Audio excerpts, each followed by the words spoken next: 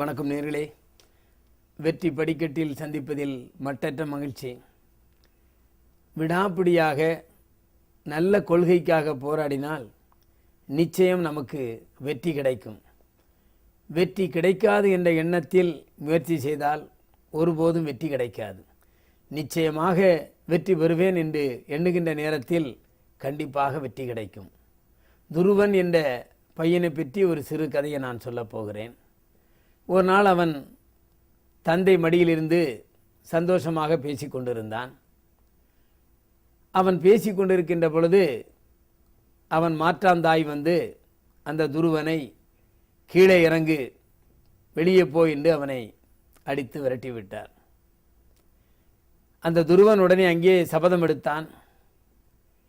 நான் இன்று தந்தை மடியில் இருப்பதை இறக்கி விட்டீர்கள், நான் வணங்கும் திருமால் மடியிலே உட்கார்ந்து நான் சாதிக்கப் போகிறேன், நான் வணங்கும் திருமால் மடியில் இருந்து காட்சி தருவேன் என்று சபதமேற்று காட்டிற்குள் சென்றான்.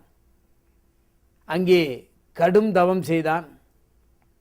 சப்தரிஷிகள் அங்கே வந்தார்கள்.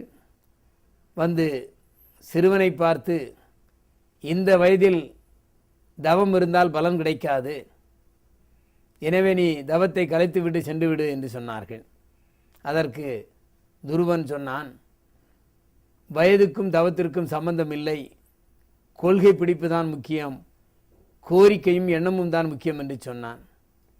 மீண்டும் அவர்கள் அவனை பார்த்து, உனக்கு இன்னும் அனுபவம் வரவில்லை, அனுபவம் வந்தால்தான் உனக்கு தெரியும், பலன் கிடைக்காத அந்த வேலையை நீ செய்து கொண்டிருக்கிறாய் என்று மீண்டும் அவனை பார்த்து சொன்னார்கள்.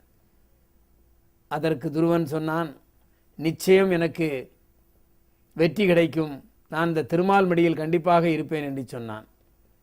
ஓம் நமோ நாராயண நம என்று சொல்லிக்கொண்டே இருந்தான். இந்திரன் வந்தான்.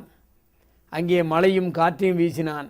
அதற்கு கூட அந்த துருவன் அங்கே இடம் கொடுக்கவில்லை. இப்படியாக கடும் தவம் புரிவதை பார்த்து மேலே இருந்த வைகுண்டத்திற்கு எட்டியது. வைகுண்டத்துக்கு எட்டிய உடனே திருமால் எட்டி பார்த்தார்.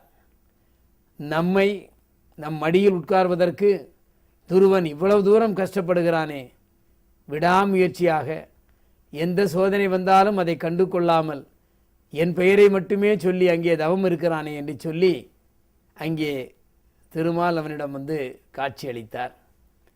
காட்சி அளித்த உடனே அவர், உனக்கு என்ன வேண்டும் என்று கேட்டார். நடந்ததை சொன்ன துருவன், உங்கள் மடியில் நான் இருக்க வேண்டும் என்று சொல்லி திருமால் மடியில் அமர்ந்தான்.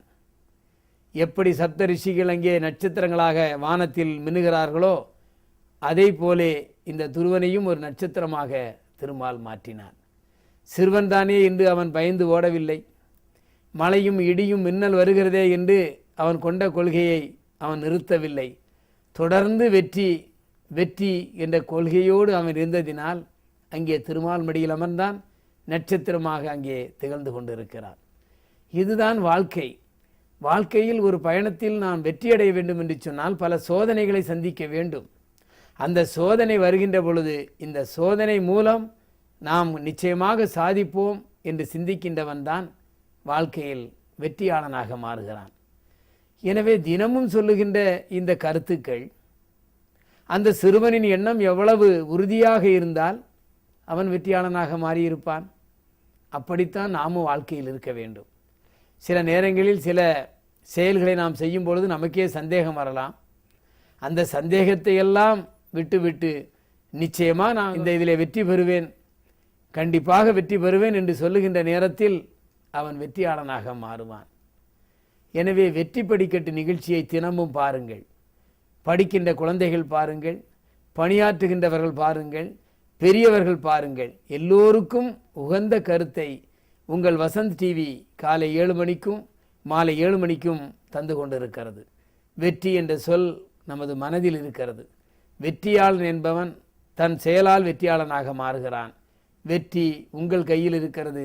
அந்த வெற்றியை நீங்கள் அடைவதற்கு வசந்த் டிவி முடிந்த அளவிற்கு கருத்துக்களை தரும். வாங்கி நீங்கள் வெற்றியாளராக மாறுங்கள் என்று சொல்லி மீண்டும் உங்களை நாளை சந்திக்கின்றேன். நன்றி, வணக்கம்.